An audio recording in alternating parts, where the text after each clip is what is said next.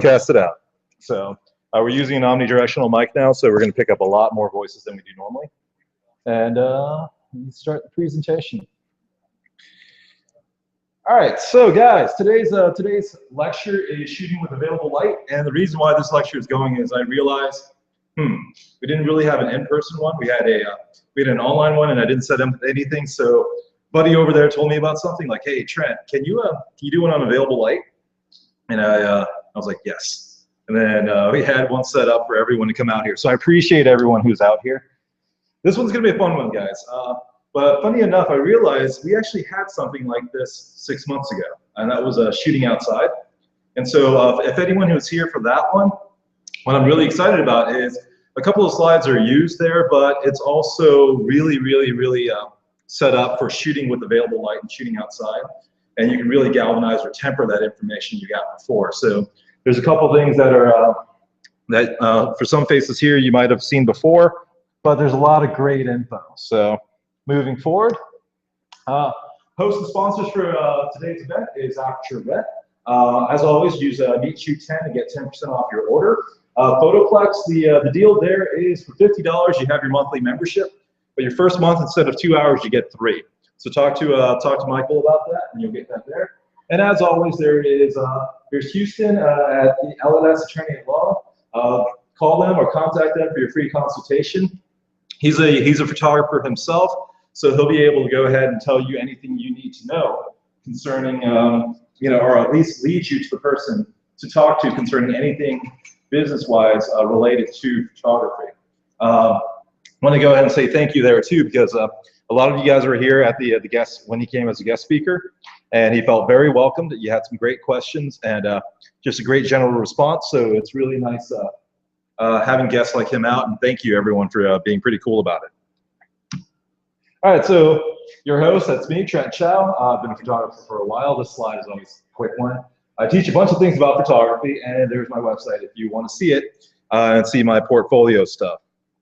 Was that a test to see if the stream was going? I thought I heard my voice or something out there. So actually, Jamie, could you check to make sure the audio is good? All right, guys, before we start, let's talk about some upcoming events.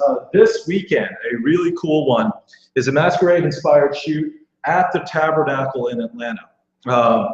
We have a huge cornucopia of models, some very new ones, like in the sense of you guys haven't shot with them before, and some veterans coming in. And it's just going to be amazing. It's actually very cool because what you learn today will really much apply there because we have the whole tabernacle to use. There's no one else but us. And so if you guys have never been there, it's more than just a stage and a little area. There's little side rooms that are very ornate and very pretty to shoot at. And so you don't have to wait for us to go ahead and say, okay, here's a light. Go ahead and just conquer the moment, use what you know about available lighting, and take one of the models there and just shoot. So it's a great opportunity, guys. Buddy Chris is in town. He's in town a lot more, so he's spotlighting this one, but I'll be out there too, and it's just fun. He has a lot of masquerade masks, but that doesn't necessarily mean you just have to use the masquerade mask. Think of anything outside of that, anything like where they're holding the mask and they're dressed to the nines and they look great. So the models that we have there are stunning, and love for you guys to be able to come out and check it out. There's some spots left there. There's a May 23rd one at Houston's On Location shoot for Boudoir and Glamour. Last one was a sellout, did great. This one I have a feeling is going to sell out also. Some great models. Some of you guys already commented on a few of them that are completely new who are going to be there, like Dima. Dima got a lot of great comments on the photos that I put up. Cassie's going to be there, which is the new model that you'll see photos of next week, so on. So there's a lot of new faces at that one. Make sure to reserve because once it fills up, there's no more extra space being sold, guys. It's closed. All right, so another one which kind of actually goes along with this one is shooting with one studio light. There's a lot of people here who are interested in studio photography, but why complicate it with 2 or 3 lights? We bring it in, we show you how to interact with one light and start you off with that foundation so you can evolve to whatever you need to know. So this class that I'm teaching with one studio light shows you everything you need to know and the magic you create with one light, including shooting outside with the sun behind your subject and getting proper exposure with your studio light. So you can bring that studio light outside. We actually show you how to hook it to a battery, how to get the exposure right, and the different modifiers as they're being used outside. So it's a very thorough class, very intense, but it only uses one light. So it's a very, very cool class. And I believe there's only 4 spots left for that one. As always, check out meetup.com for more info.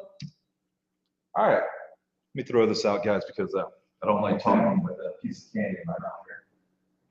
All right, so guys, something that's really neat, and I've been excited about this. This has actually been in the planning phase for a while. Is a little it's a weather-resistant, pretty much printed on plastic card with everything you need to know to save your ass when you're out in the field. So essentially, anytime if you ever have a question like, all right, my pictures are coming out, grainy, it'll actually have a hit list that says, okay, what do you need to do to fix it? So they're little, these are little cards that we're making that pretty much it's your on-the-field Bible. If you need any help, they'll go ahead and just look at it. It'll give you troubleshooting steps and even suggestions on how to fix it. So we have, what it is it's it's going to be about 6 or 7 weatherproof cards. It's going to be impact proof, stuff like that, printed on plastic. So it's going to be, if you get it dirty, you just clean it off with water type thing. But essentially, it's 3 different sets. And you have your camera basics. So if you have anyone here who's learning photography for the first time, or one of your friends is getting an SLR, they'll talk about exposure. What does ISO do? What does aperture do? What does shutter speed do?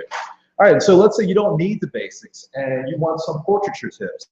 They'll have poses, suggestions, and things your models can do. So when you're sitting there during a break, you're like, okay, what other extra things can I do? There it is right by you. It's right on your camera bag. And also studio tips, studio lighting. We show basic lighting setups like butterfly, Rembrandt. And we have a diagram for you and a little picture so you can immediately look at it. And once again, this is on the side of your bag. So this is something we've been working on for a while. And there's a handy clip on it and stuff like that. So you just put it anywhere you want. But these are little cards that we've been working on that you just go ahead and buy. And so if you want to pre-order any of these guys, they're going to all be sent out on May 15th. You can pre-order them. I believe they start at $15 for the basic one and $25 for the studio and portraiture tips. Well worth your money, guys, because it really is, once again, like you're out in the woods and all of a sudden, you're shooting and something isn't working great. Well, you have your cards there to help you just in case your phone's not working. You can't access information and so on. But also on the other end, hey, great shoot, but I want to do some more. What else can I do? Well, here's some portraiture tips, some posing tips, and they're readily accessible right at you. And best of all, you can actually share it with your friends too, because if you guys are all shooting together and someone needs to just, sit down and relax, you can just flip through the cards and actually have they're pretty much flashcards with information. All right, so once again, pre-order them from meetup.com. You'll see us pushing this for a bit because it's one of those things where we want to make it for members. So eventually down the line, if anyone really wants to help us here, we would love to actually even just give it to members. But right now, we're just paying for that initial cost for all of them. So, all right, guys. One-on-one classes. You mentioned they come in on May 15th. People that pre-order, they just pick them up here. Pick them up, or if you want, we can just send it out to you. Like just as soon as you pay for them, just tell us your preference. Ideally, if you pre-order them, send me an email. We're going to go ahead and just create a mail queue for anyone who wants it via mail.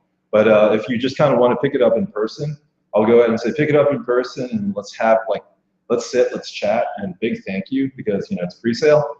And so I would actually prefer if people pick it up in person because I'd rather meet them and chat with them and just go from there. So, all right, guys, one-on-one classes. As always, pushing these through.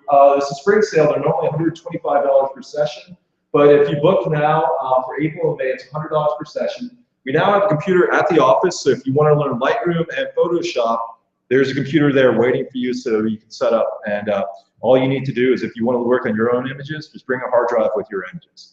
And so we include at the office now everything you need to know, lighting, so forth. And so the one-on-one sessions are through me, and they are 2 to 2.5 hours. It really isn't a concrete time, guys. If anyone's done sessions with me, Emily, you get what you want, and you get a lot of information, but you don't get so much that you don't leave with anything. You get a good quality amount of information, and hopefully it's fun. Is it fun? It is fun. So, and that's the thing, like, guys, I love the fact that you guys are, you're thirsting and you're hungry for knowledge. And for anyone who does know, who knows me, I really don't hide anything. I'll tell you it all because it makes my life easier. So, just anything you need to know, the one-on-ones, we cover quite a bit. So contact me at trent@trentchow.com and, sign up with me over there. All right, guys.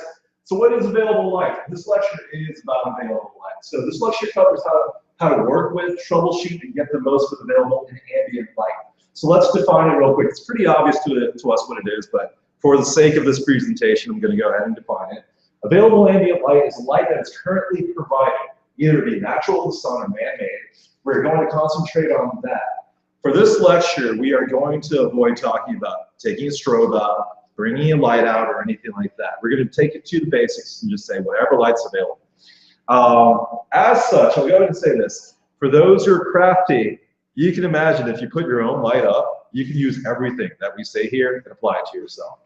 And so for those who are already knowledgeable about setting up your own light, you're still going to learn something. For those who are just newer at it, there's going to be a lot that you're going to take in. The cool part about this is if anything doesn't necessarily make sense to everyone, all of these events are archived, so you can always watch it later. So you can say, okay, I don't necessarily know what Trent's saying right now, but 6 months from now, it can make complete sense. All right, but as mentioned, there's nothing stopping you from setting up your own light, pretending it's available light, and using the principles taught in this lecture. All right. Here are some of the things that we're going to cover today, guys. Embracing the sun on any given day. That's the important thing. One of the things I don't like hearing other photographers say, but I don't say anything about it, is they like shooting with available light, but oh, you can't shoot during 12 o'clock in the afternoon. Guys, you can shoot anytime you want. That's the thing. There's no one saying you can't. Yes, you're going to get different results, but you can shoot anytime you want as long as you're aware of how and what you can do.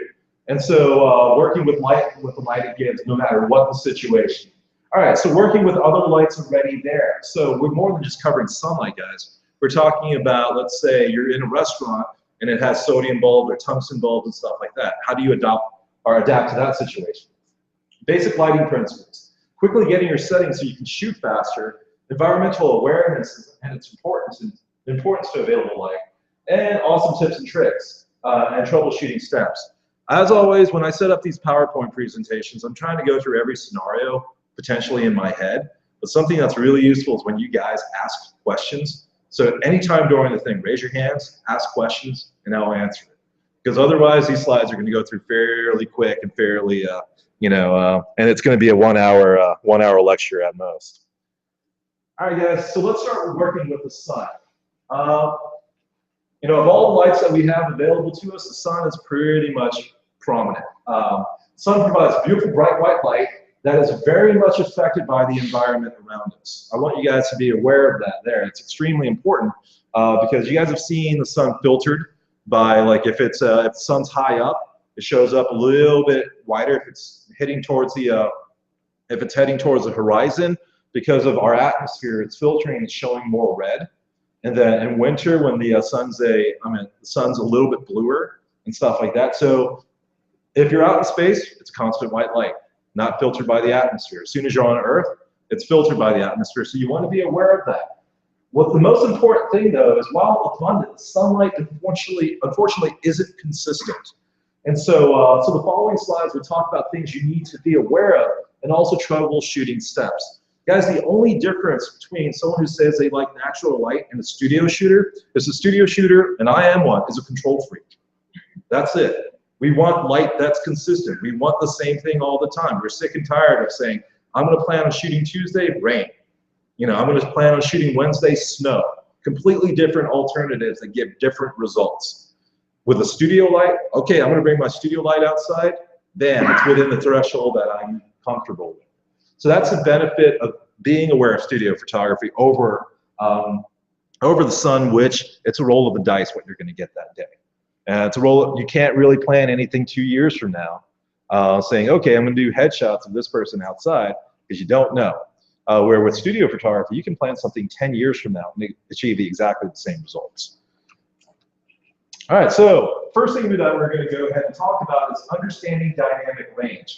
Have you ever been to a dark room and all of a sudden someone opens a door to a bright area and your eyes have to adjust? What you experience is a massive shift in dynamic range. Once again, there's going to be a lot of people who've seen these slides before. I apologize, but be patient with me. All right, what you experience is massive shift in dynamic range, something extremely important when dealing with sunlight. Dynamic range is the difference between the darkest and lightest areas of a scene. In this picture of Christian on the left, bottom of his jeans right there is probably one of the darkest areas in the image. Where on the outside, or the sky itself is the brightest. But what you'll notice is there's no detail in the sky because your camera can only pick up a limited amount of dynamic range. Your camera has to say, okay, what am I going to sacrifice and record as either pure black or pure white in this photo? And so, let me go ahead and hide this thing on the bottom because I realize it's... So, a scene itself can dramatically range from different stops. And actually, let me go ahead and explain that. When you look at a scene, when it's twice as bright from one point to another, that's one stop. When it's half as dark, that's one stop also. So the difference from the darkest part of an image to the lightest part as you measure it, and yes, there is a scientific way to measure it, but we're not going to go through that right now. But as you look at a scene, scenes can vary from either 10 stops of range up to 50 plus, up to 90 plus. The thing is to be aware of is your camera captures about 10. Your camera captures about 15 at the most stops of dynamic range. The human eye captures about 25. So we see more than our cameras see. Where that's relevant to you is you're taking a picture and you see it and you take the shot and it's like, it doesn't look the same on my camera as I see it. You have a dynamic range issue. You want to always remember that. You see more than your camera sees. Has anyone ever taken a killer picture with their iPhone? I know it's a really weird question. If you go to a restaurant and it's soft, cloudy light, and you're right by the window and you take a picture of your food and it looks incredible, it looks just like your SLR did, it's because your iPhone is within 5 stops of range of lighting, and it's within its threshold. It's going to look kind of like what you're getting with your SLR. But as soon as you put a light on it and your dynamic range just completely goes crazy, then that iPhone isn't going to handle it that well. Because an iPhone picks up about 5 or 6 stops. Your SLR picks up 10 to 12. A medium format camera picks up 17. And so in the end of it all, really good cameras still don't pick up the same amount of range that we actually see. And so you want to be aware of that. And then we talk about that a little bit more later. All right, so here's examples of dynamic range there. When a camera can't capture the image information outside its range, it will replace the pixels with either pure black or pure white. You guys see the picture on the left there? What's in the background? What do you guys think is in the background? A window. What's behind the window? Skyline, lights, maybe another building. But something I'll go ahead and ask is, does it matter? No. So that's, if anyone's wondering, I am not a technical shooter. I was a horrible instructor when it came to technicalities, because when I looked at an image, I was like, okay, that's what I need to see. I see the subject. And I never reamed anyone, or I don't even do it online where I go, oh, you lost detail in your highlights. And so have you guys seen those critiques online? And you're like, okay, and is there anything else you need to say? Because you do understand that. And so when I was an instructor at Showcase and so forth, maybe I should have pushed it more, but I always look for the meat of the image. And so I do always ask that, like, does it show? Concerning her dress, though, you do lose details. So that's something you could get back. But something I'm always worried about is, okay, if I'm shooting available light, do I really want to kill the mood by setting up a light? Do I really want to worry about that and not even capture the image because I'm worried about something else? Okay, so same thing, the image of, the image in the middle, oh my God, it's Nadia, I think. What do you guys see? Like background-wise, you see a little bit of background, that's Atlantic Station, but do you see every detail about the background? Not really. And so what I'm doing is I'm choosing what I want to expose correctly, which this slide comes on later, and I'm working with the limitations in dynamic range. Same thing with Bonnie on the right. What I want you guys to be aware of is once the information cannot be captured, you start losing, or things start either showing up pure white or pure black. Something I will go ahead and say though is for anyone who shot old film, digital is like slide film, purposely overexposed, or sorry, purposely underexposed, not overexposed. You can recover shadow details a lot easier than you can recover highlights. And so once it blows out to pure white, it's hard to get that information back. But once you're a little, if you're slightly underexposed, when you shift it up, you won't notice the transitions in the shadows as much as you will in the highlights. Because the highlights show up as this outline of this island of pure white and then detail. Where in the shadows, it's a sort of a smooth blob, where you might have pure black, but funny part is you still capture a lot of details in the shadow. Shoot raw, but if needs be, just expose to the highlights, or expose to the highlights too. All right, so we're not going to go fully into metering, guys, but is there anyone here who's like really new with their camera? There's nothing wrong with that. There's a few people online. I believe there's 56 registered. And so we're not going to talk about everything with metering, but this will be eye-opening for a few people. Metering is when your camera looks at a scene you have framed in your viewfinder and makes a decision on what proper exposure is. It finds the middle ground between the bright and dark spots and gives you a suggestion on what the exposure may be. Who here uses spot metering? Anybody? Okay, who here uses evaluative? Who here doesn't even know what the metering options are? Does anyone here not know? Are you guys being honest, or are you guys just kind of... All right, so for those who don't know, you have various different types of metering modes on your camera, and evaluative is default on Canon, which is 3D matrix on Nikon. Is that correct? So what it does is it looks at the whole frame. All right, everything you have in your viewfinder, and it says, okay, that's the brightest spot, that's the darkest spot. What's in the middle? Let's make it work. And so if you change that, if you go ahead and say, I want center weighted, rather than looking at the whole frame, it just looks dead in the center. Either 8%, 10%, 3%, depending on your camera and the settings you have. You can actually, even on higher end cameras, say, I want a 3% spot. And so then it says, okay, that's all I'm going to look at. The problem with spot metering, guys, is it's precise. And so if you have a bride in white and a groom in black over here, and you're only focusing on one of them, you're going to get the exposure of that person, not the person right by them. And so instead of the extremes where you have evaluative choosing the whole thing, and then you have spot meter choosing the middle, and I'll go ahead and say this, spot metering is a art student's best friend. When you're going to like photography school for the first time, you put everything in the center of the frame, and you're taking pictures of like cow skulls in the field. You think art student, they're almost all exclusively spot metering. But the next one after that is either partial or center weighted. And so instead of seeing or taking all of the outside, it takes a portion of the outside or even a smaller frame and then focuses a lot more on the middle. So 70% in the middle, 30% on the outside. And for a portrait shooter, center weighted can be our best friend when it comes to that. Because it takes into consideration if your subject is wearing glasses, sunglasses, okay, I'm focused here, but let me take a little bit on the outside also. And let's see how that exposure looks. So it's not just in the dead center, and it's not everywhere around you, it's right on your subject's head. And so partial metering, center weighted, can be your best friend when it comes to metering. So you can control how your camera meters by changing the metering mode. We won't go through this step because it's always different for every manufacturer. I hate saying it, but look at your instruction manual. At least you know what it is now. Look up metering. Metering is an advanced function, guys. If you change it, it will not change back. And it doesn't even say what default is. So Canon shooters, write down evaluative is your default. Nikon shooters, write down 3D matrix. Is it 3D matrix or just matrix? 3D matrix. And so Nikon shooters, write down 3D matrix. If you want to go ahead and mess with it and check it out, remember those are your defaults. All right, so read up your camera manual and check out metering for that. All right. Yeah, so what's the most important thing in the portrait? Eyes, yes, but eyes are on the subject.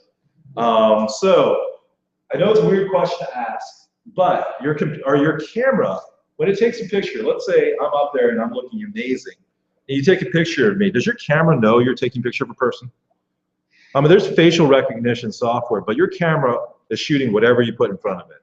You yourself as a photographer knows what's most important. And if you're taking a picture of a person or you're taking a picture of a subject, if you have a limited amount of range, dynamic range you can do, ideally, where do you think your exposure should be? Your subject should be in the middle of that dynamic range threshold.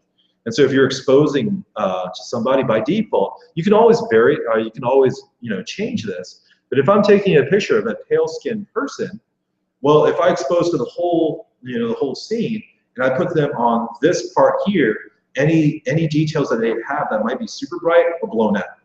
But if I expose to them and I put them in the middle of my dynamic range scale, then I'm going to pick up anything that's bright on them, anything that's a little bit darker, and I'm pretty much I'm throwing the grenade right on them. I'm hitting them right on the spot.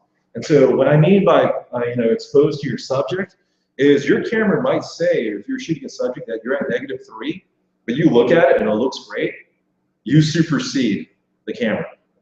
Look at the camera and decide yourself. Your camera doesn't necessarily know what the proper exposure is because it doesn't differentiate your subject's clothing or your subject's hair amongst their skin tone itself or their eyes and stuff like that. Exactly. If you pull it toward her neck, you would think you had more light than you have. And your camera will start shifting left and right. Your exposure meter will be off. And so the thing here, guys, is should you always look at your exposure meter? No, not really. It helps. If it says -15, more than likely you're way off. And so that's where you fix it. But if it's a slight variance of -3, -2, +3, you really eyeball it. You look at the other tools available, like the histogram, and you make the decision there. If anyone has issues with with highlights where you go home, your camera looks great, you go home and you have a lot of exposure, like overexposure, you can always look at your histogram, but also make sure to turn on highlight priority. Not highlight priority, what is it on the Canon or Nikon, guys? The warning flash that shows up. Yeah, it blinks, it'll actually blink and show your highlights. And a really cool part too, for those who don't know, and I'm really excited about Canon finally releasing this. They're way off with this one. Is what is the focus one where it blinks when you're in your area of focus? For those of you who aren't aware, this is kind of a side thing. Sony's have been doing it for a while. I think Nikon and Canon's finally doing it. They'll actually blink where you're in focus. So if you're in the field and you don't know if you're in focus or not, they'll actually show you the areas of focus and start blinking.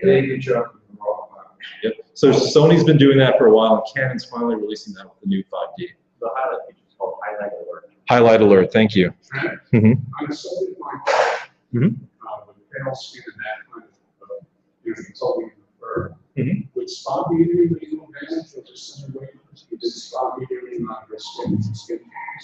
Actually, this is where it sounds silly. I actually don't ever change my metering modes. Here's where it is. I have no problems with chimping, which is looking at your LCD. Okay, this looks good. Slight changes. All right, that's even better. In a case like this, with spot metering, here's the conditions. It's cold, it's outside, and there's variances if I aim at her neck, if I aim at her hair. And so I don't even worry about the metering. I know if I'm on manual, if I want it brighter, what do I do, guys? Longer shutter speed, change the aperture. I normally never touch the aperture. And then I have 1/3 steps on my ISO. It's a quick 1/3 step up, 2/3 step up. I'm good. And so my MO, my personal MO with it is not even changed metering. My metering, I actually don't even touch at all. I introduced metering there, guys, but has anyone ever seen me set up lights in meet and shoot?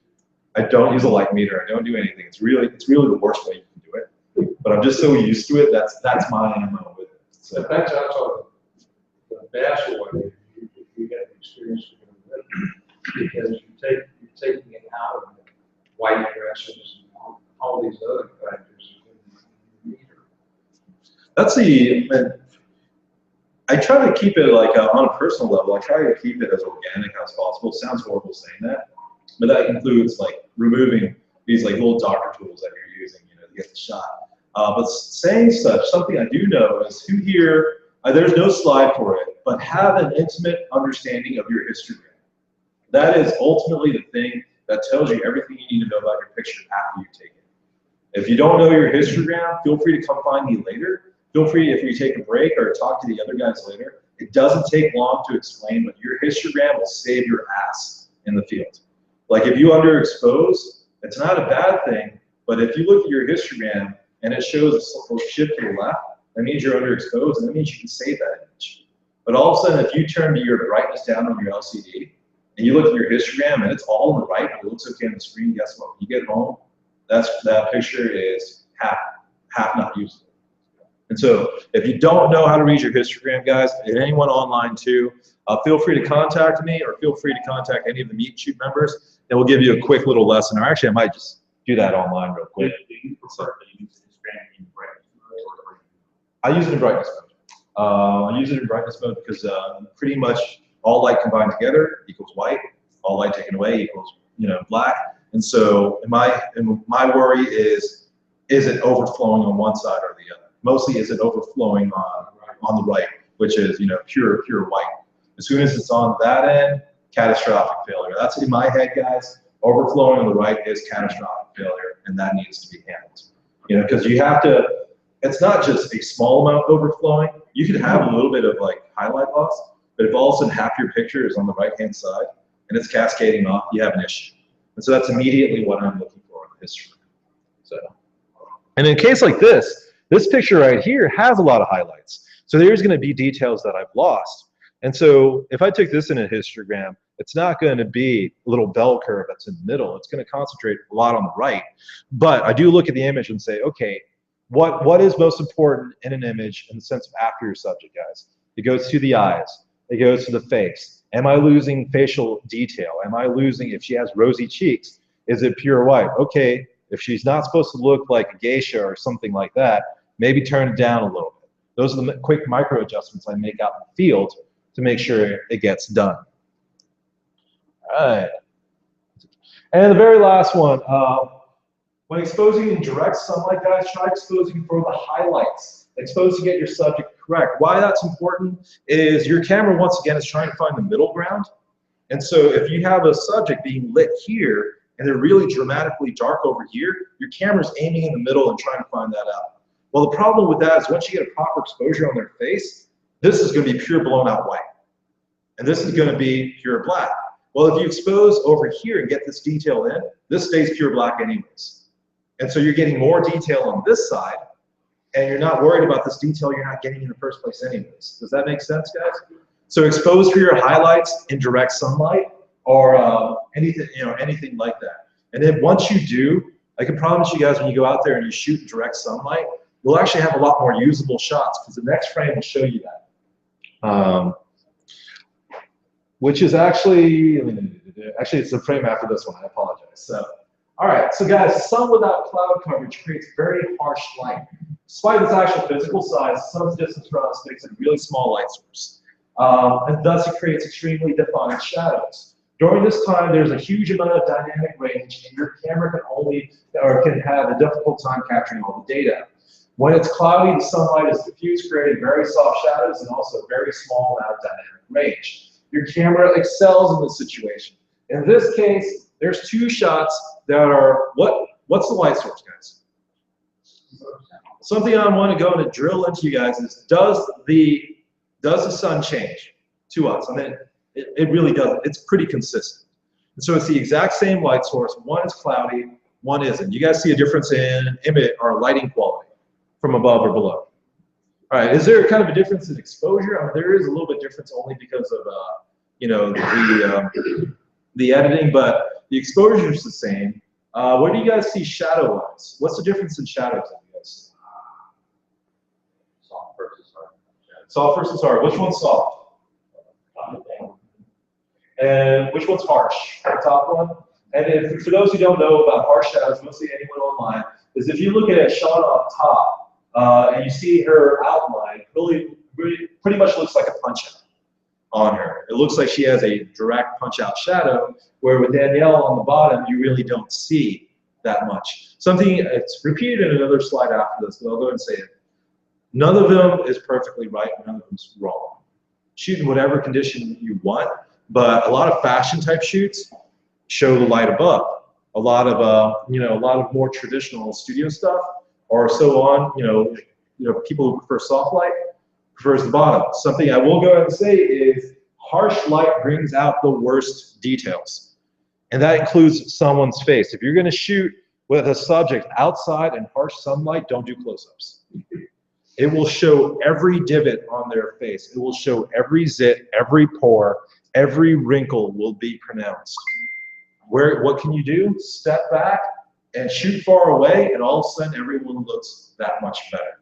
So if there's anyone who wants to leave with a hint on shooting outside, when it's direct harsh sunlight, you have to shoot, step back. So if you want to shoot like indirect sunlight, really don't do headshots. All right. Any questions, guys? Let's see here. Was this someone online messaging? All right. Check this out. Put this on mute. All the boys are out there.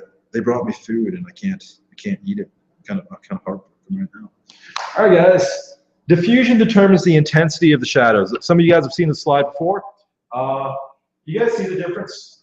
When the sun's bigger, or when the light source is bigger, we don't want the sun to be bigger. But when the light source is bigger, what do you guys see shadow quality-wise? It's softer. Something critical about this, guys, is don't look at the shadow that they're casting. Look at the shadow on the subject itself. It's not just the shadow that they're casting, but also the transition of the shadows on the face, the transition, of all of that. That's critically important. Why some people like shooting on a cloudy day is because their subject doesn't have all the details in their face, showing. And so if you're shooting a 50-year-old lady and she wants to look young, guys, what's the easiest thing you can do for yourself? What do you think? Anyone throw an idea out? Soft light, step back. Yep, soft light, step back. You don't want to step back because it could be kind of like, hey, I'm gonna get a little further back here while I take photos of you. It has a big light source. Someone comes in and you have a client and they're like, hey, can you make me, it's a glamour shot situation? Make the light source bigger. When you make the light source bigger, the way I think of it is, has anyone ever used a little spray bottle? A little spray bottle, you twist the top and you have streaming, it's constant, or it's just a stream. Then you put it on mist and then it just mists around. Imagine a big amount of mist just enveloping your subject and going around them. And a small amount's going here, a small amount's going there, and it's filling all the shadows and stuff like that. Mentally, that's how you can think of it when you're doing it. Just think of it putting on a big mist spray. Is it as intense as the stream, guys? It isn't. So you want to remember that. When you make your light source bigger, it's not as intense, but it's still the same amount of light going out every time you press it. You said like so bigger, you don't mean bright. Not brighter. Intensity is brightness. It is size of your light source. And it's actually measurable size. If you have a 1-inch square and then you make it a 4-inch square, that's what I mean by it. So let's say the same exact brightness, but the size is, the size is different. So something to be aware of is when your light source gets bigger, but you don't up the intensity at the source, then it's going to appear weaker. It's going to appear less intense. To take that into account, the sun. We've all been under the sun for how long we've been under it. When it's a cloudy day, guys, does it feel as bright? It doesn't. But is the sun putting out less power? No, not at all. It's consistently putting the same amount of power out. But when you have a bigger light source, the intensity of the light goes down. And so the bigger the light source, the less intense it becomes. Someone call me. Someone call me in the middle of this. All right, guys. So size of light source is important. Where that's critical to you is if you are in the field and there's direct sunlight on your subject. Let me see if Johnny has Johnny brought it in.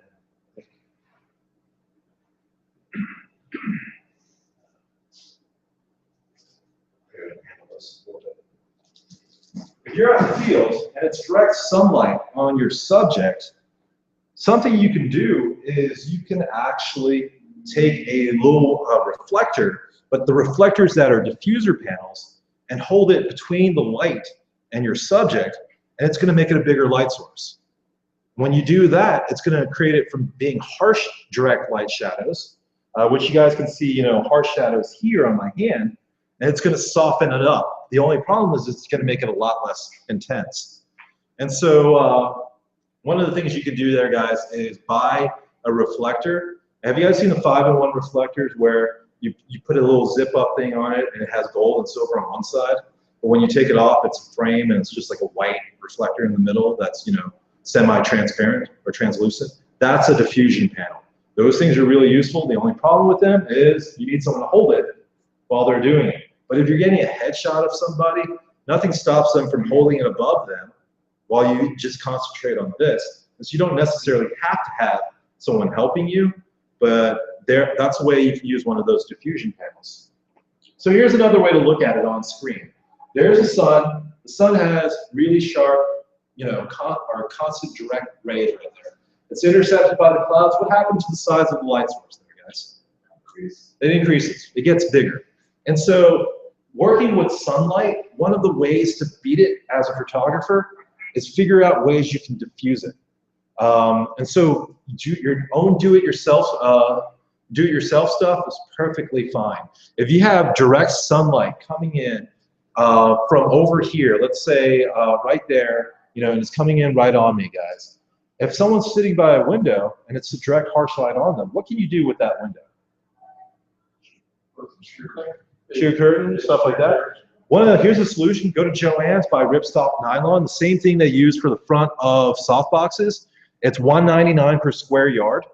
Just have some. And double-sided tape and tack it to the window. Instant softbox. Shooting with available light. You have someone in a room, south-facing window, southeast-facing window in the morning. Direct harsh sunlight's coming on them. Oh, I can't shoot. Not a valid excuse.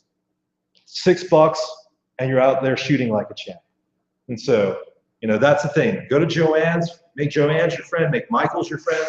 There's so many of these things that we would spend $100 for, where you could spend $6 in the same exact material. What's the name of the material? Ripstop nylon. Ripstop nylon. One time? Ripstop nylon. Ripstop nylon. Yep. I think that's repeated enough for people online to be like, so I feel like I just summoned Beetlejuice right there. So.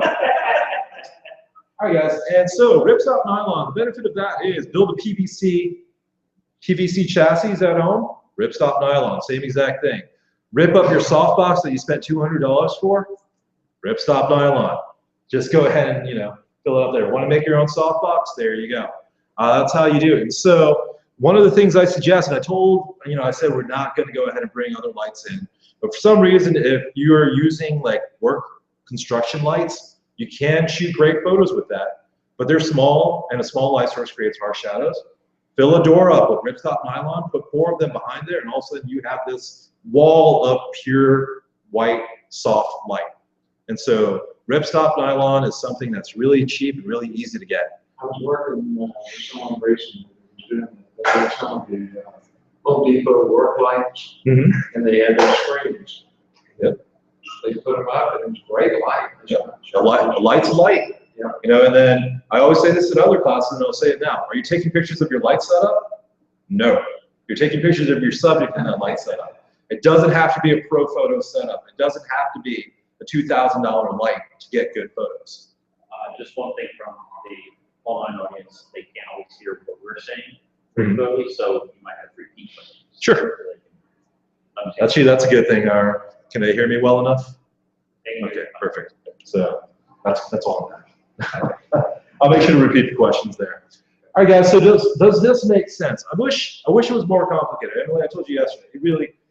It's the basics, but it's one of those things where you're out in the field and all of a sudden you have all these little bullets coming at you as a photographer, and it's funny to realize just how simple it is. When you're out there, if you're looking at a subject and you don't like how the shadow is on them because their nose is really well defined and there's a harsh shadow here, what does it tell you? Small light source. And so how do you fix it? You can either diffuse it, or the next few slides will show you different alternatives on how to fix it. All right, so hard soft light, this is a repeat on the first one. It's determined by the size of the light and also the distance from the light. There's something important there too. If you take a light like this studio light that we have over here, if you move it closer to me, it does become a bigger light source. The further you get away from me, the smaller the light source becomes. Even though the size of the light isn't altering, you're not making it from 7 inches to 5 or 3, the distance matters.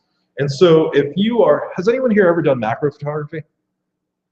You don't need a 24-inch softbox, you could use an 8-inch softbox or a 6-inch softbox if your light's right by your subject. Because all of a sudden that 8-inch softbox is the equivalent of having a wall of light right by them.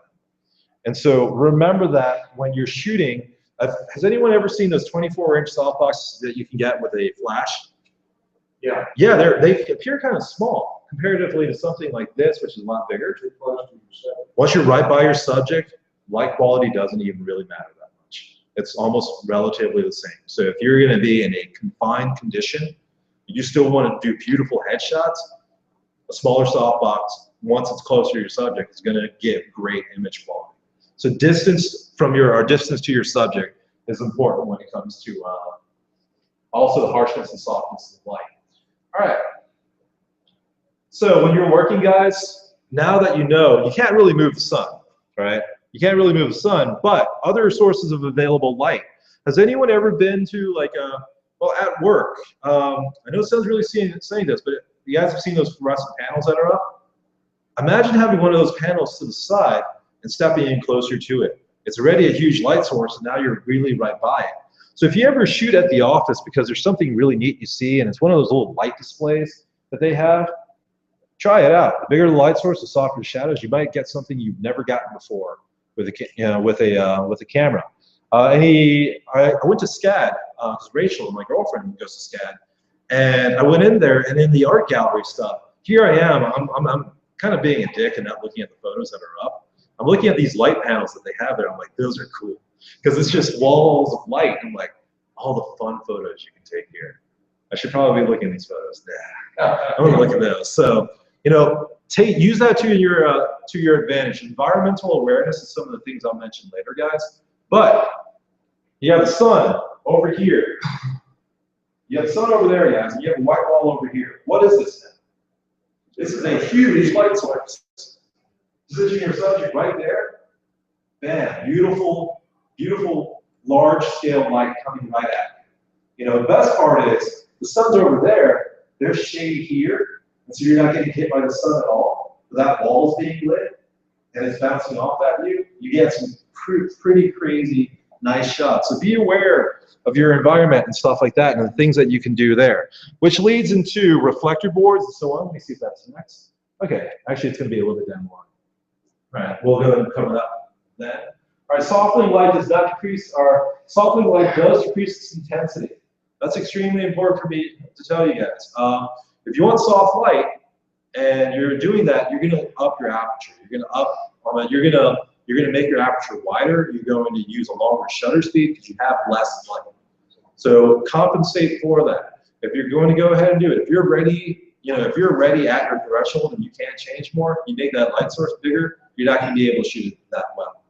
So just be aware that your exposure will change once you increase the size of your light source.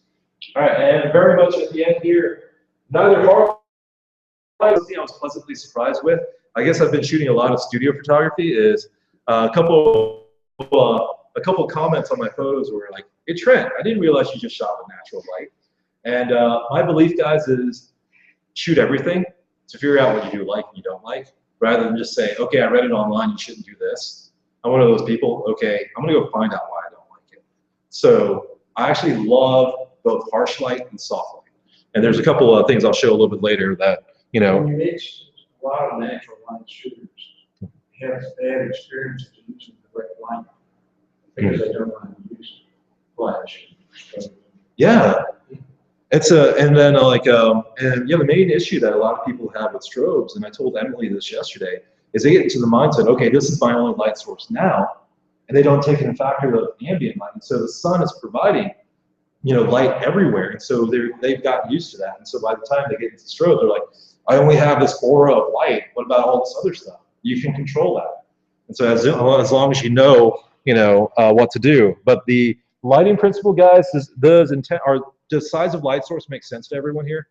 Something I won't cover is the other portion, which is directionality. Come take my learning to use one light class, and I will tell you everything you need to know about directionality. All right, guys, catch lights. Let's do something a little bit fun here. One of the best ways to get a beautiful natural photo of someone is to make sure they have sparkling catch lights in their eyes. Scary part is Emily's eyes are that blue. Roddy, you've shot with Emily. A few of you guys have shot with Emily, right? It is scary how blue her eyes are. And so you guys know I really didn't do any post-processing on that one. The only main thing I did is I had her look at the light source. And so best way to get catch lights is have your subject stare at a large area that's brightly lit, which means an area, not the sun, guys. Don't have them stare at the light source. But you can tell she's staring at a bright area because of her pupils. And so it's really, really, really, it's really small. So if you're shooting in a studio, I'm gonna go ahead and add this in, or if you're shooting with a low amount of available light, your pupils will dilate big. So something that you guys may want to try doing is if you love the available light, let's say you're in Starbucks, but it's really dark, there's really nice light coming in from the side, but you're still getting, their catch lights in their eyes, but their pupils are huge, you're not getting an iris. Turn your phone flashlight on, leave it on there for 5 seconds, take it off, their pupils are going to be small. And then you have about 5 seconds to shoot before their pupils dilate to being big again. So those are small little tricks that you can do. Explain it to them so you're not like, hey, but those are things that make you stand out among everyone else who's doing the same thing. Killer portrait, I want that, I want her blue eyes showing. I don't want it just big, pupils dilated. Well, hold the light up, take it down, take the shot. That's how you're able to get, some of those photos there. All right, so it may be super bright, so give a 3 count with your eyes closed, then quickly take the shot. Hey, Emily, look to your left or look to your right. I'll give you a 3 count, close your eyes, 1, 2, 3, open, take the picture. Be sensitive. Blue-eyed people tend to have a lot more sensitive eyes than brown-eyed people, so they may not be able to stare at the clouds or sky as long. Which reminds me, did anyone see that $5,000 and you can change your eyes to blue? So there's that company that's going to be interesting. So I wonder if it's like $1,000, like $1,250 if I get a quarter of my eye done. So. All right, guys, this is not a good shot, but it shows exactly what this is. Beware, chromatic aberration. When working with sunlight, guys, mostly sunlight that's directly behind your subject or really strong light sources, and using a fast prime, you may start getting purple fringing. This is called chromatic aberration. It's when a large amount of light coming through your lens. What happens is here's the light. And then the lens will separate it and then merge it back together. Well, when it's merging back together and it's not aligned correctly, you start getting the offshoot. That's chromatic aberration. You just want to slide out of focus. Yep, slide out of focus and stuff like that. And so you guys notice that little purple halo around her? Not natural, not really a part of it. If you're getting any of that, it's not a bad thing. It's an issue with the lens. Lightroom fixes it really easily. You go to Lightroom, you go chromatic aberration, and you shift it. Essentially, all it does is it looks for anything that's really magenta and it makes it dark.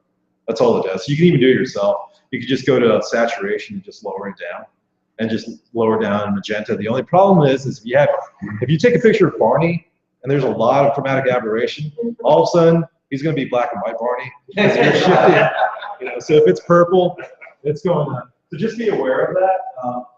If it's something where you have a purple subject and you really you want to lower down chromatic aberration, that is a Photoshop thing. Highlight the area that has chromatic aberration, tone that down, and not tone down everything else. It really is super rare that it ever gets to that level. Do changes to your camera aperture also affect your aberration again? The higher the aperture, it tends to be the less amount of aberration. But just as Rodney says, your focus being out of focus and stuff like that. If you use a 400, 500, 600, 800 millimeter lens, it shows up real fast.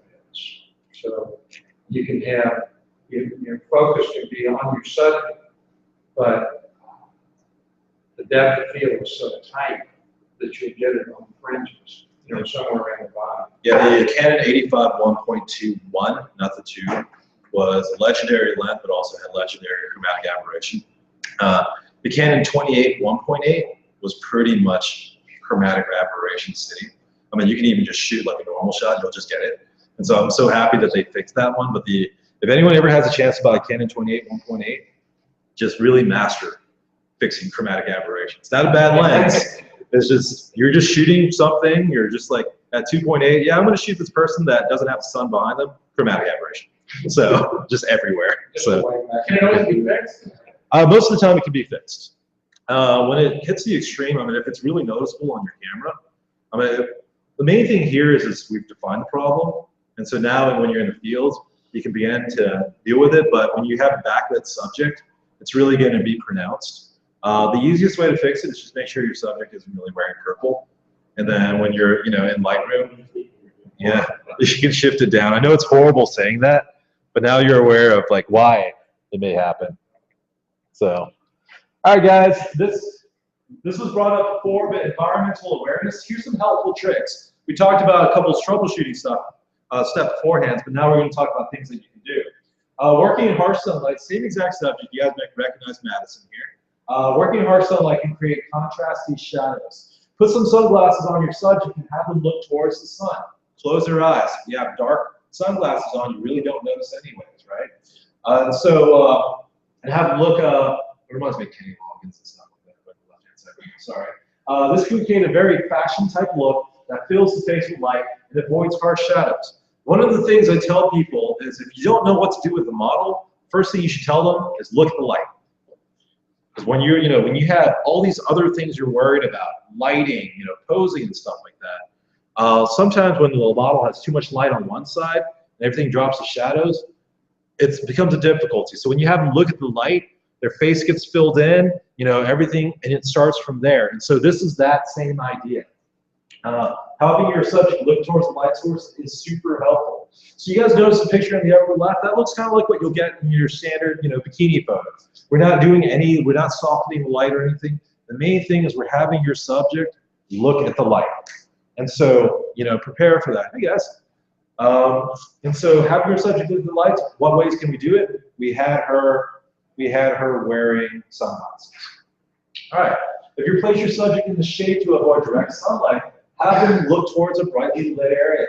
This picture on the bottom right here is in downtown Roswell, and we're sitting at Salt, which is just a little restaurant. We're taking a break, and I purposely sat us at the end because behind me and to our left is completely open road on a sunny day, which leads into her being really lit not only on that side, but as she looks slightly towards that direction, her eyes are reflecting the scene behind me. If we sat further down, there's a couple of seats. I don't know if you guys can see it. You can see it in the right here. And that, if we sat in, the less reflection we were going to have in her eyes. So we're at the very edge. And so as a photographer, I'm doing that. Even if I'm saying, hey guys, let's go get lunch. If I have a feeling that we're still going to shoot, or hey, let's take a break, I'm looking at a scene where I might get a better shot. And so, all right, so have them look towards it, and then you get catch lights in their eyes. Something I like that Madison did that day is she had very heavy liner on, and so that really made her eyes pronounced. And so I really like the way she looks in that. And a few other things, if her hair was on this side, guys, it would have created a shadow on her face. And so the small little nuances you can say is, hey, Madison, put your hair on the other side. Stuff like that. And so just small little things we do as photographers. All right. Further environmental awareness, the shade. It's direct sunlight at 12 o'clock in the afternoon. Never ever say you can't shoot. Shade is somewhere. Just go to the shade. When you're in the shade, you have indirect indirect light. That means you have very soft shadows. And so that means you can shoot pretty much, it looks like a softbox. The problem that most people have is dealing with dynamic ranges. If I'm in the shade, they'd probably have a lit background in the back. And the issue there is dynamic range, because you can't get the background with the foreground. But if you're able to stay in the shade and put a background behind the person that's also in the shade, you're going to get both. So you want to be aware, that's where your dynamic range comes in. You want to be aware of the stop differences between the foreground and the background. So one of the best ways to shoot outside anytime is to use the shade. Find shade under a tree, in a structure, just by the side of a building. It's that simple. Someone needs corporate headshots and they need it real quick, and you don't have your lights with you, or you're just learning, go to the shade. Find shade and sit them in there.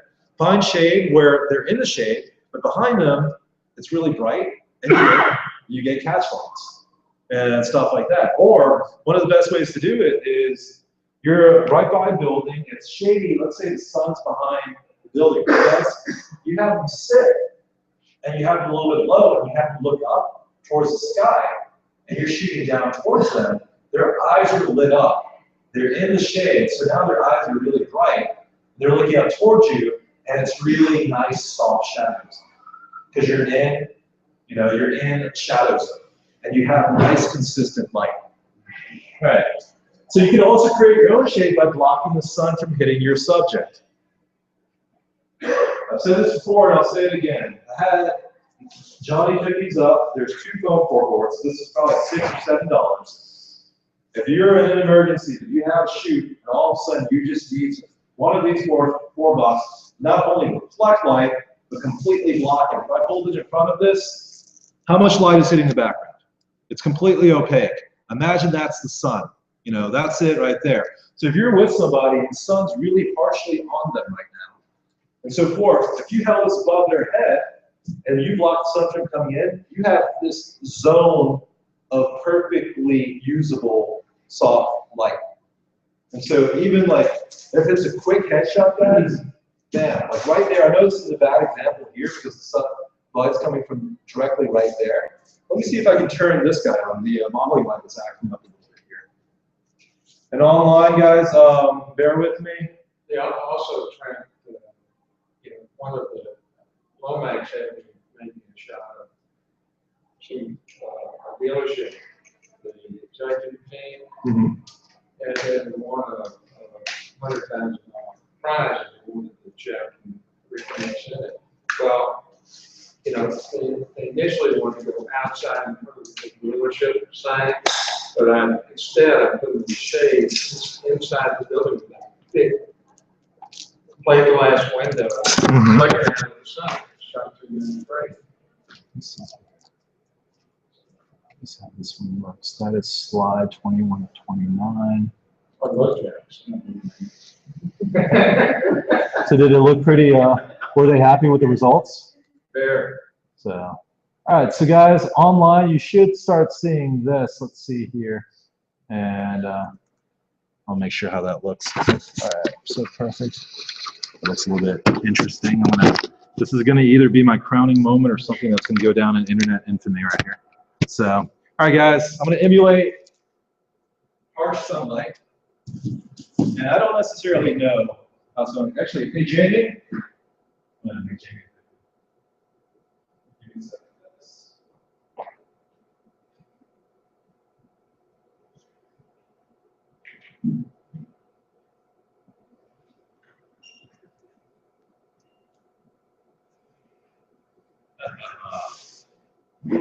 They have like little bro chat going up there.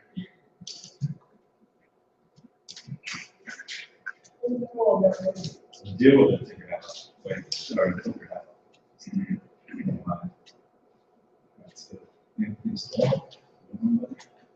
All right, so you have your typical harsh light coming in from the sun right here. No, it's like very much the edge. Yeah. Real tense right there. So, now rule of thirds. Perfect. Anyways, so guys, it's harsh light. You can see it right there. But you have to shoot, or you're shooting, you're beginning to shoot. So you buy a $5 foam board, or $3, whatever it is. And framing is important. I mean, if you don't hold this correctly, you're going to get outside areas that are really bright. Oh, wait, this is a trifold board. Nice. So it's not you, it's a trifold board.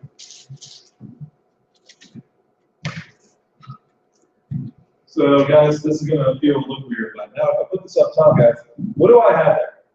The whole tent. And it looks a lot darker, right? But look at the shadow quality on Jane's face. That's exactly what you'll get from a soft light. That's the thing there. And the only thing we did was we blocked the sun. We can do the same thing this way, but you guys can't really see it and stuff like that. But you're immediately able to go outside and shoot and block the sun and get good results. The cool thing is he's laying on the background, right? So your background now is what? In the shade too. So you're going to have to compensate for the lack of light, but your dynamic range has gone from being extremely like high, 40, 50. And once soon as you put this up, now it's down to 8, 7, whatever. And so you're able to shoot instantly by just holding this and actually getting people yourself. So that's still a doable headshot, right, guys?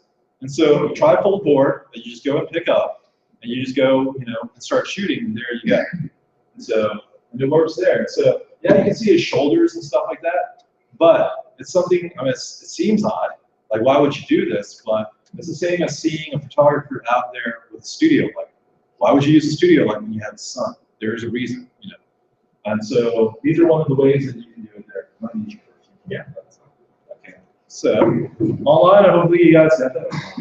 All shadowy and stuff. So, all right, let me switch it back to the PowerPoint presentation.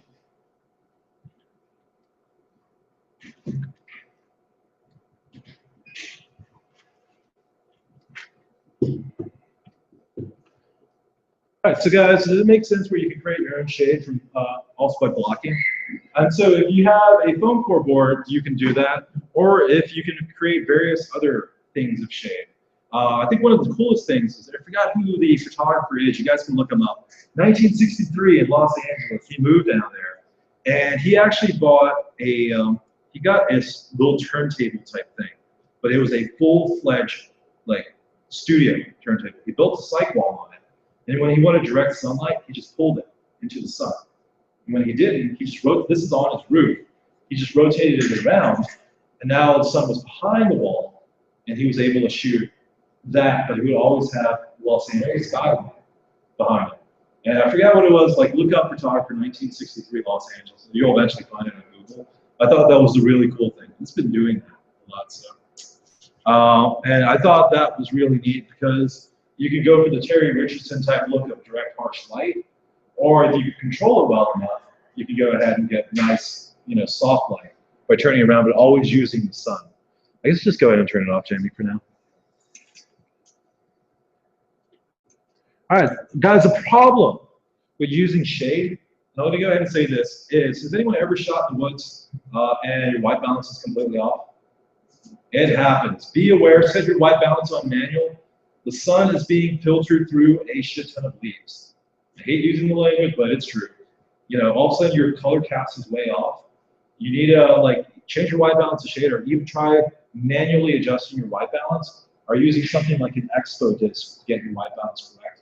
Because when you're out there shooting what you consider the shade, it might be extremely filtered light that has a lot of different color tones to it. We don't go into the complete technicalities of white balance. It's just one of those things you want to be aware of. If you're shooting in the woods, guys, and it's coming up where there's a lot of leaves coming out, be prepared for dramatic color shifting. All right, other environmental awareness tips. If the sun is really harsh, put it behind your subject and expose for your subject. Something, I didn't mention directionality, but something I always say directionality is, on the opposite side of where light hits is what? Shadow. Remember that. Remember until the end of time. If you have harsh shadows on somebody, like it's coming over here, that means the light's probably already here, right, guys? So if your light's here, where's the shadow? Behind the subject. But if your light's behind the subject, where's the shadow? Right here. And so the cool part about that is shadow is indirect light, and it's soft light. So if you put your light behind your subject, you have nice soft lights. The only problem is your ears are going to show up. So during winter time, it works even better, because if you have a hood, a little fur or something like that, or cine hood, then it's going to stop the ears from showing up. But if you put a light behind your subject, that means the front is going to be soft light, and you can shoot your subject there. So with this picture of Ashley on the, or Ashley over here, the sun's right behind her. And that's how you achieve that shot. Okay, how do I shoot outside with the sunlight when it's harsh? Put the sun behind your subject. During summer, it's a little bit harder because the sun's going to be closer above us. But during spring, fall, and into winter, where the sun is at its peak, is not, you know, right directly above us, it's a lot easier to shoot during midday with the sun behind your subject. So when you do this, your subject faces in the shade, you don't have to worry about shadows. Just try to get some catch light, which is where that leads into it. If you're using, or if your subject is with the sun behind them, put the reflector right in front of them. Not only is it bouncing a little bit of light in, but it's also creating a catch light from your eye. And so that's one way to do it. Something really fun is that Does anyone here like getting really good close headshots? There's reflectors that you can buy that will go around your lens. It's meant for more for macros, but it's really neat. You can get one, and there's a little hole in the middle, and it goes right on your lens. And when you're shooting a headshot, that reflector will show up in your subject eye. Someone saw one of those larger formats, like $500. Yeah. That's crazy to me. Yeah, I would just. I take a board and just stick. That's all you need to do. Just go spend $7 to punch a hole in the middle of that. Just take a knife to it and just, I mean, that's. I know this sounds. It's designed in the shape of the human eye. Yeah. Probably still dehydrated water. Hey guys, here's how I think when I do stuff like this. All right, if I have a weekend project, I'm doing something fun. If I'm doing a bunch of pictures of people, just get this foam core board. If I cut a hole like right here on the top, or if I mount it a little bit higher and cut a hole, I can sit anyone I want over there. And there you go. I'll just take pictures through the hole, have a little seat, a little thing, have them sit down. All of a sudden, there's a reflector. I'm done with it, and throw it away. Stuff like that. Because I'm done. Just put a hole right in the middle of this trifold reflector board, and you get this nice catch light. Mostly if the sun is, let's see, we'll pretend it's the sun. It's bouncing back quite a bit, right, guys? Yeah. And so if I put a light source behind the subject, and I put this in front of them, put a hole in the middle, this is pure white bouncing light that's going back to them. Okay, I don't like one side of it, I just bring one side back, or I close it, or whatever. Change the shadow. So a little $7, I don't even know how much this is. It's not expensive. This guy right here is doing, what, a $500 thing. Yeah. So, all right. On the subject of reflectors, some of the patterns are either silver or gold. What's the reason for it? Gold is, fortunately, it was just St. Patty's Day this week, so everyone's conveniently Irish when it comes to St. Patty's Day. Gold is for people who have really pale skin tones that kind of look dead. It actually adds a little bit of a tan in, but I don't prefer. Gold is too gold in my opinion. Yeah. And silver is too, like, if you put a silver reflector on someone who's pale, oh my god, they look bad. Like, so what I really like is there's one called Interwoven Gold and Silver, which is California Sunbounce, which is the name of the company. I'm trying to remember the exact what it is. And it's gold and silver mixed together. And that creates a more natural, warmer light over pure gold or pure silver. And so that's why you would choose it. Because for those who don't know, the little white balance trick is if you white balance something, add a little bit more warmth when it comes to a portrait, and the person looks that much healthier. Take a little bit of warmth away, and they look that much sicker. And so it's one of those things where photography tool, if you're using a reflector and you have a little bit more gold into it, it's going to make them look a little bit healthier. So, all right. A reflector is your best friend outside if you have someone to help you. It can reflect sun or block sunlight. Your subject can also hold the string to have catch lights in their eyes. Try a trifold reflector presentation board, which you guys see here, for a cheap and quick portrait solution. Using your surroundings can also as a reflector can work. Sounds terrible, sounds horrible before it gets really hot. If you have kids, sit them in the driveway. If you have a nice, clean, white driveway, that is one giant sand dune or one giant beach reflecting light back up. This picture of Elizabeth. Remember our snow day last year? Hey, Elizabeth, let's go to your backyard and go take pictures. Or let's go to the park in the backyard. In her eyes, that's all snow reflecting light. That's all it is. And so if you're able to go, like if you want to do a fun project and you just want to spend a little bit of money, go buy painter's tarp. Throw it outside in your grass. Sit a model right on it. Lay it right down. Bam, all this light comes up and reflects in their eyes. And there you go. These are cheap, $7 available light solutions. What you're taking in is creating a surrounding that's picking it up. That's why beach photos can look really great. If you put the sun behind your subject, but it's a really bright day, and then you take a picture, there's a laugh. Why is there a laugh? I was just thinking, get one of these bright orange brushes with them. Oh my goodness, that's true. That'll be horrible. I wouldn't do it, but yes, you can. No, that's actually, or reflect any color. Get those blue tarps and stuff like that. So, but that's guys. That's how. I mean, anything you can think of is how you would do it there. Get a piece of 4x8 plywood, just paint it white, and there you go. You have a giant white reflector. Just a little bit more heavy duty. So, but yeah, neat thing. I mean, do we have crazy like MacGyver type people in here? If you create a B flat, imagine this is your plywood right here. You take two pieces of plywood, you make a V flat with it, and you put a hole, and right here you put your lens through. There's one giant reflecting wall that you put your subject in, and the light quality you get from that with the sun behind them is incredible. if you want to skip the step of painting white, we have tinting board, which is basically take white furniture. Is it thick or thin? It's thin. So you would just put it on top, or? Well, you just use it instead. It's basically the same thing when you white. All right. Yeah, that should be even that. I think it might be. I remember seeing. Let's see, some of it's here. It's tough. So.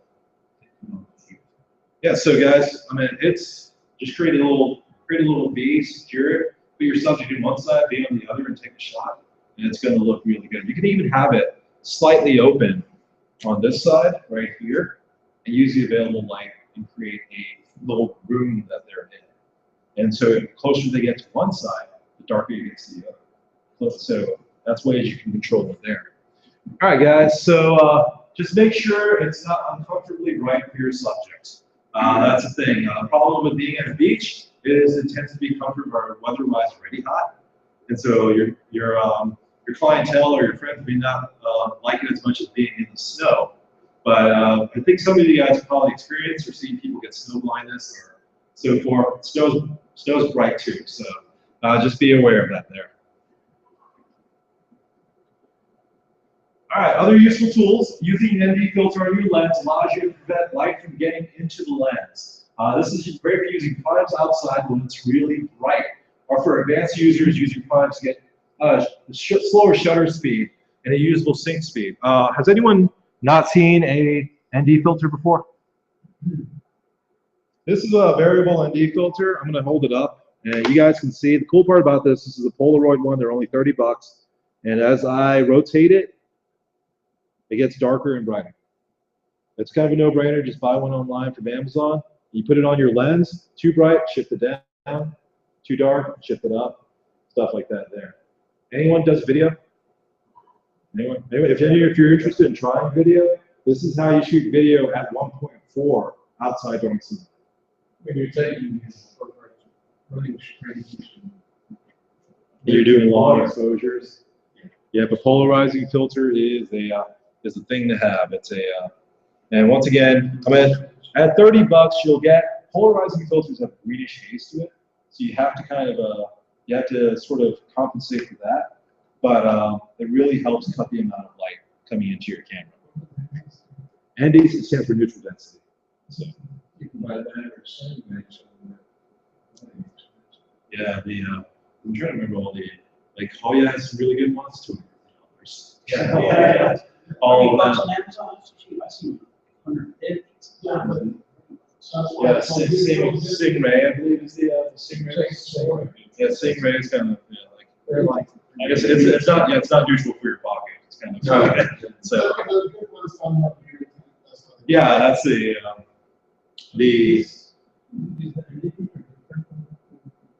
yes, it is. An ND filter is the whole frame is darkened. It's material darkens it. A polarizing filter is light goes in scattered directions, and so it's interwoven or it's straight horizontal lines. And so what you're doing is you're limiting that beam from coming in as you rotate. So instead of being the whole glass covered in the material, it's actually, you can't see it, but it's lines. And so as you rotate it, you're blocking light from that direction. So what's really neat is, have you guys ever used a polarizing filter with an LED or an LCD monitor? LCD monitors are on a line. You can actually completely turn off the monitor with a polarizing filter. So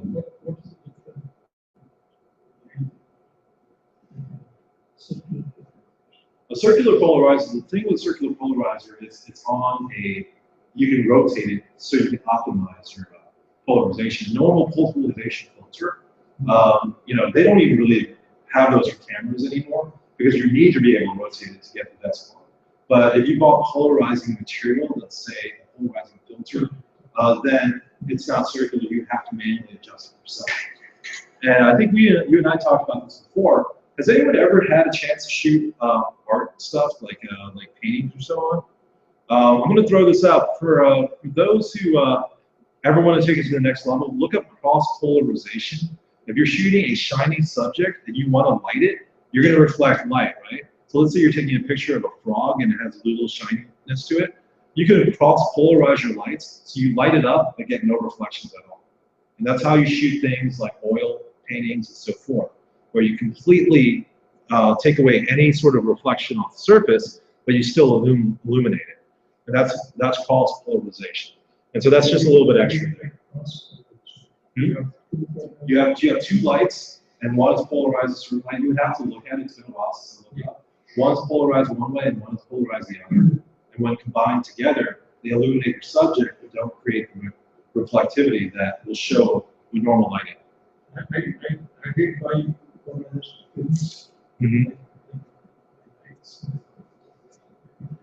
I thought both sides should be the same way. I don't remember what it is. It's one of those things you need research. There's a lot of information out there, but I do believe it's actually like a counterpoint to the chest, from what I remember. Unfortunately, I don't know 100%. So You have a picture one in the lens. you do have, I believe you have one on the lens too. That's either your way or in detail works is you have two straight polarizations, and when they are parallel, light comes through. When they're 90 degrees, it's obscure, and that's how it starts. So you may be getting something where reflect light from a subject, it's retransmitted and it's moving polarized so it doesn't get blocked, but the shiny parts are reflected and they would effectively propagate polarization. Cool. A lot of filters on YouTube because digital photography And emulation and stuff like that. Yeah, if you ever go to the Wolf Camera or so, or Penn Camera up in Maryland, you go to their filter bin. It's a big thing. I might try that. And you're like, you buy it. And I think some of us probably have some sitting in our closet that we've never touched. So like, oh my God, look at the star-cross filter. I can't wait to take sexy glamour shots with that. So yeah, there's a lot of those out there. So, all right, guys, polarizing filters help minimize reflections and also add more emphasis to the skies and more. Using a polarizing filter can help get a better shot. When you're using available light, guys, you want bluer skies, here's your chance to get bluer skies. Use a polarizing filter. And so there are filters that are still usable that are worth it. An ND filter, I'll go ahead and say this though, guys. If you use a polarizer, do not leave it on your lens. There's nothing wrong with that, but you do lose at most 2 stops of light, maybe 3, or you lose 1. So you will lose light if you use a polarizer on your lens. And there has been people I've met who've just kept it on. Keep a UV haze filter on.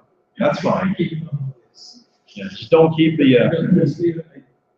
But I'm serious, you go outside in the sun, it doesn't matter much. Otherwise, it's mostly, I think about that. I don't see it being advantage. In using polarizer? No, UV filter. No. It doesn't seem to make any difference. UV filters make sense to me if you have less than 3 lenses, because a good UV haze filter will cost $80, $100. But when you start getting like 6 or 7, which includes just everything, so it's not obscene to think 6 or 7 lenses, then an insurance policy that's $400 a year makes more sense than, because now everything's covered rather than just your lens. If you only have 1 lens, then a UV haze filter makes sense. But even then, for those who aren't aware of UV haze filters, the image quality loss isn't that great, but there are certain things like reflection of like light sources and stuff that you will deal with. One of the biggest things that I find that people don't know is if you shoot a direct light source with a UV haze filter, Canon creates a lens. It has 9 lenses in it. They designed it for 9 lenses. You're adding another one in with a UV haze filter. All of a sudden, they put an anti-reflective coating on the front of their lens. That thing's reflecting back light sources, which is reflecting off your UV haze filter, which is reflecting back. And so also you take this picture, and there's 9 candles. And that's exactly what's happening. So if you ever take a picture and you have a UV haze filter, and you forgot that you have it on it, and you're like, why is there 9 candles and I only see 1? Take that haze filter off, instantly gone.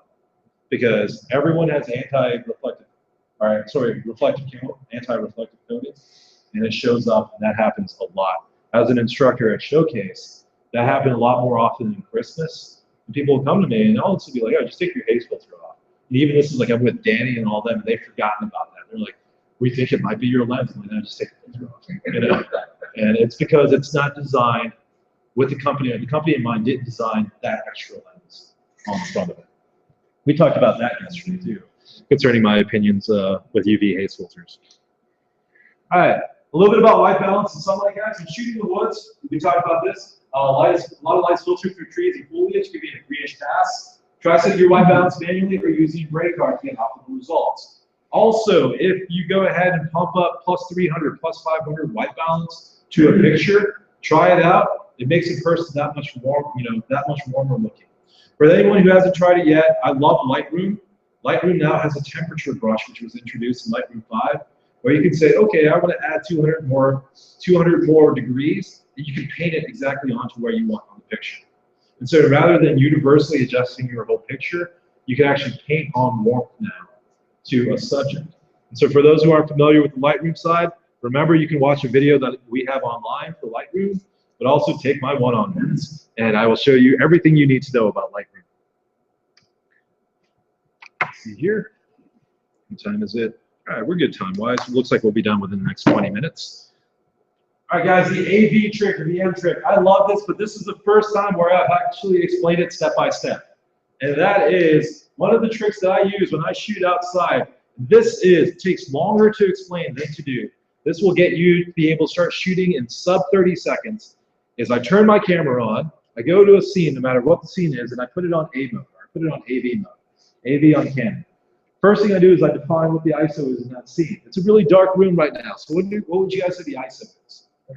3200, 16, 6400. So the first thing you do is you define your ISO, and then you define your aperture. The reason why I choose aperture is Meet and Shoot is a portraiture-based group. Aperture is our best friend.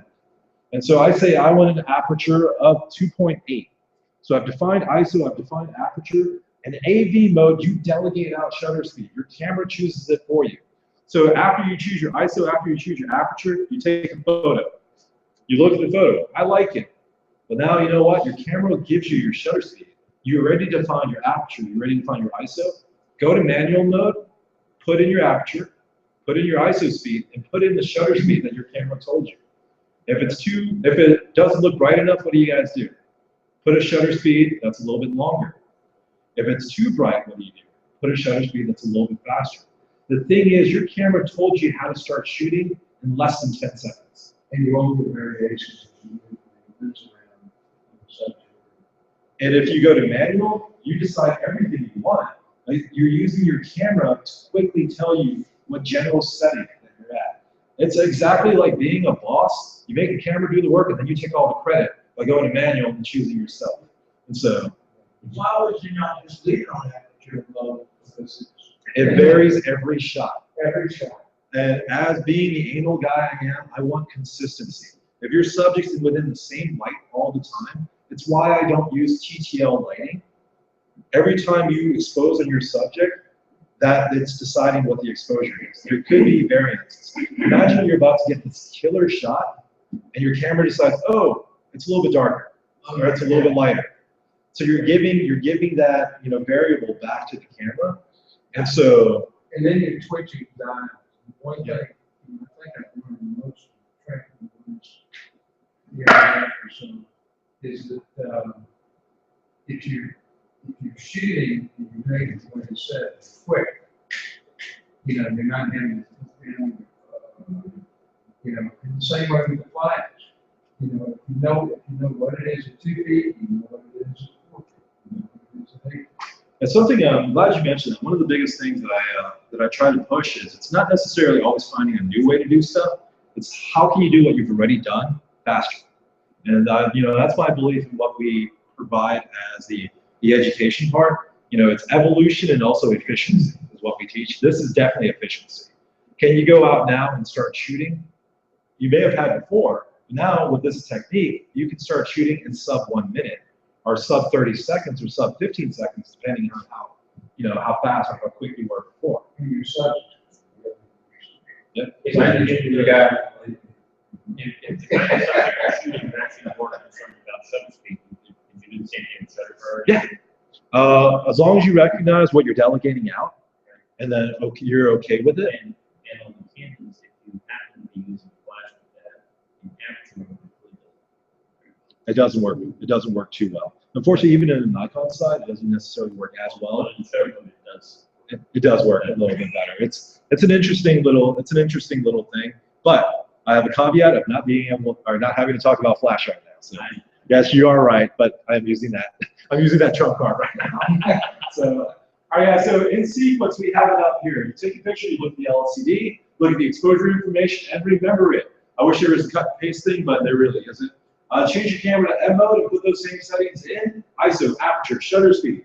Your camera will roughly take the same shot. Here's the thing. You use the technique. If you like the photos, do you change anything? No. As long as your subject's in the same exact light, you'll get the same exact results. But if you're the chef here, if you want to season it to taste, change your shutter speed. Add a little bit more, take a little bit away. Change your ISO. What I tend to not change is I prioritize aperture. I have 3 things I can change. What is the one that I won't change? Aperture. I will go ahead and sacrifice shutter speed and ISO before I will aperture.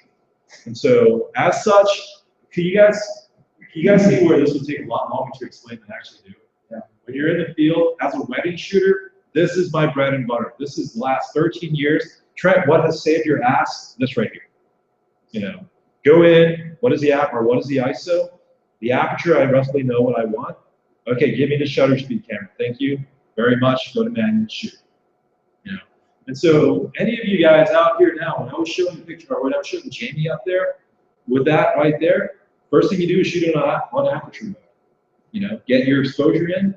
And so here's your subject holding this board above them, and you're shooting them within 15 seconds. And taking your 10 shots, getting all the shots done, now move to your next place. Your subjects are gonna love it. You get all these great photos, you get proper exposure, you're shooting, you're getting it done, and you're not taking a lot of time looking at your camera, trying to get it right. What I would remind people is your camera doesn't know everything, but it's not there to fail you. You just don't want to rely 100% on it. Use it to get to your starting point, and then you as a photographer decide from then what you want. Because going back to what we talked about earlier, is your camera always right when it's on 0? No. You might like it at -3. And so that's where you make the adjustments to whatever you want aesthetically. And then the base camera all the time. And that is auto bias. You know, It's getting. Cameras, if you don't set your white balance, you're shooting, everything's all over the place. It's getting better, though. It is getting better. And its implementation of the auto ISO. And then what I really like, and this is a little bit history lesson, has anyone ever seen an old D2X? Like it was a great little Nikon camera. The only thing bad about it is it had the weirdest load time for loading an image up. But if you look at if you guys have a chance, go to Google, look for D2X. There's a white sensor up front. That is actually a white balance sensor. And I don't think Canon has implemented anything to it. Their white balance sensor also worked with their auto ISO to get good, accurate shots. So the D2X, I actually thought it was pretty cool. So, or it wasn't. It was good. It had load time when you look at images. It was so weird. You look at your image and it'll show up blurry. And all of a sudden, 2 seconds later, oh, okay. So, yeah. Like shooting with food. S3, yeah. So, or yeah, well, I always wanted one of those Kodak CNs or whatever it was. The first SLRs, yeah. The first full frame SLR. So, all right, guys, does this make sense to everyone? All right. Use it. I mean, this is actually going to be one of those things that are on those little cards that we're giving out to people. This will let you shoot in any condition as long as it's not flash. You know, you're out, like if you're out in the desert and you want to take photos and all of a sudden the exposure is going crazy, this is how you lock down exposure as long as you keep things consistent. So what about other forms of ambient light, guys? Let's take the sun away from it. It's nighttime now. We're dealing with light that's already there and so forth. We're even dealing with this room. What should we take into consideration? When dealing with other forms of ambient available light, mostly from a man-made source, it's really important to be familiar with white balance and intensity. Many times your white balance can go all over the place. Sodium bulbs, street lights, tungsten car lights, and even xenon type lights all have different color casts. How you handle that there, guys, is be aware of your environment and put your subject in where a majority of one light is. It's not the best solution, but when you're dealing with this, it's the best solution too. Because when you're dealing with, see that light in the back over there being one color, and that light there being another, that's what you're dealing with when it comes to this. Look around, take a shot. Oh my God, there's a lot of different colored lights. Put your subject where is one set of lights. And so for any inquiring minds, what do you do if you have your own light? Put them in complete darkness. And now your light is the only thing that's lighting. And so when you're white balancing, that picture right there itself, that picture is kind of off white balance wise. But something I will go ahead and say here, it sounds like a cop-out, is I love shooting outside with really bad lighting conditions. And even if by mine I say put it in black and white, I will put it in black and white. It's a cop-out. I'm not dealing with color, but I am shooting with the subject in the middle of downtown Roswell at 9 o'clock at night, and I can say, I'm going to make this look like a French art piece. And just black and white everything and shoot ISO 3200. And the cool part is a lot of people think, that's awesome. And so, guys, when you're out there and you're thinking, oh my God, the colors are looking terrible, sometimes just take it to the basics and make it black and white. Make it, up your ISO, stuff like that. But we talk about that a little bit more in the next slide. You want to make sure your subject is prominently lit by one type of light source. Does that make sense to everyone? Yeah. So that's the main trick of working with those light conditions. Let's take the Starbucks analogy again. Your subject is sitting right by, or at sunset, your subject's sitting right by the window, and there's your internal light here and your outside light here. You want your subject looking between them, looking at one or looking at the other. What would you guys decide, lighting-wise? One over the other. But the thing is, light from here, light internally tends to be warmer. The light from the sun tends to be cooler.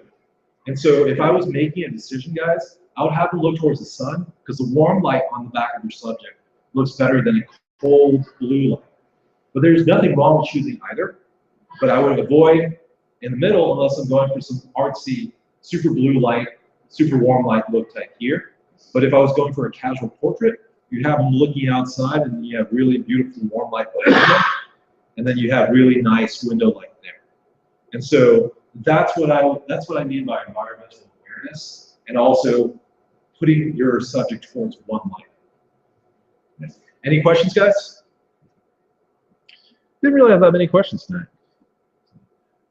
All right, so most of the time we're dealing with other forms of ambient light outside of the sun. You're also dealing with lighting that's a lot less intense. Because of this, prepare to jack your ISO up. Take your aperture down.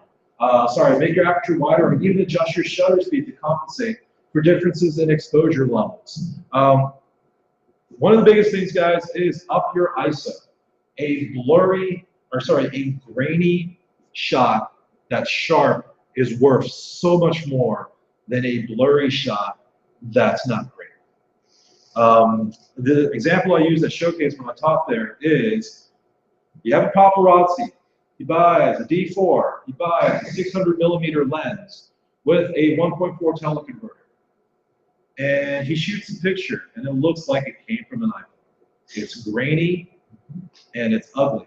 But you know what? It's sharp, and it made him $12,000. I hate paparazzis. I don't prefer them at all. They spent $10,000 for their camera to shoot a shot that looks like it's from a cell phone. And the reason why is they're on the back of a motorcycle shooting at 9 o'clock at night, taking a picture of Lindsay Lohan in public somewhere.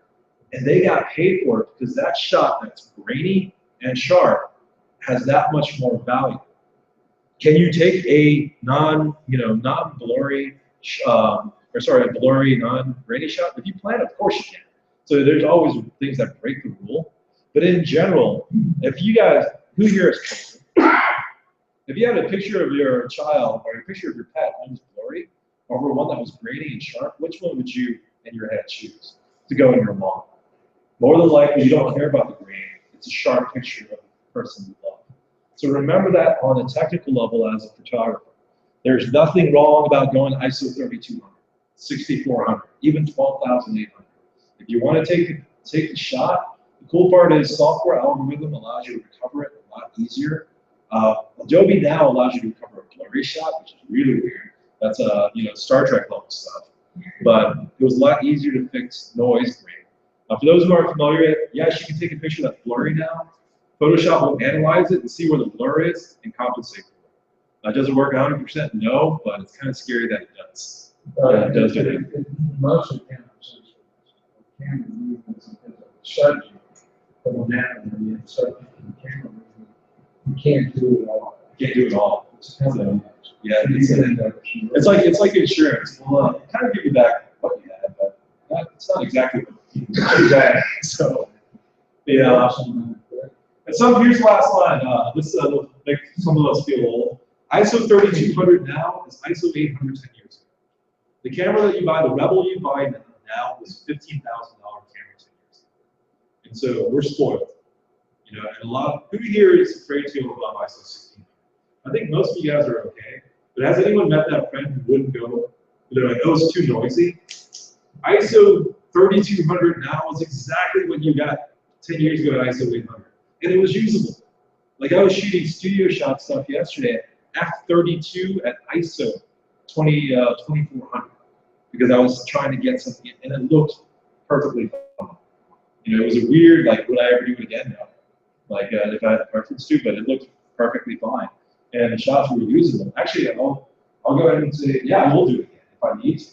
But I was mostly practicing, doing different stuff. The mistakes and exposure show up. Man, dramatically at the higher the ISO. Yep. So, guys, thank you. Before we end this, was there any questions that you guys had? It was a pretty quiet crowd. Does that tell me that I gave you guys good info and you didn't get that much questions? All right. So, all right.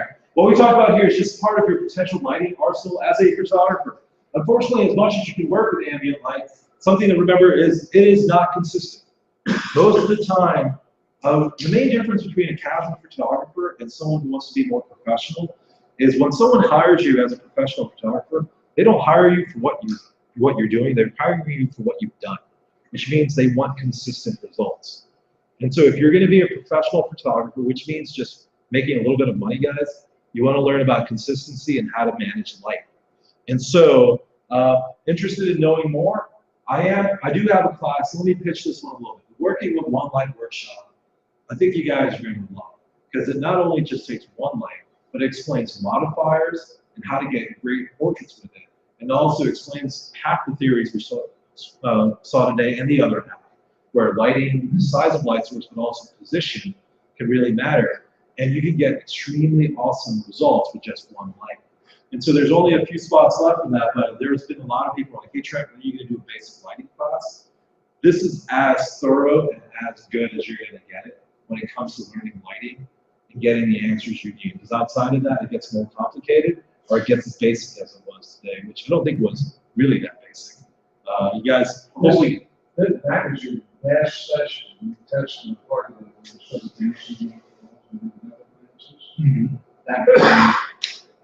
And yeah, I love it when people see it and they're like, oh my God, I can do so much with just one light. So, and well, also, why not go crazy and go for 2+ lights and take other classes that we may have? There's always more coming up.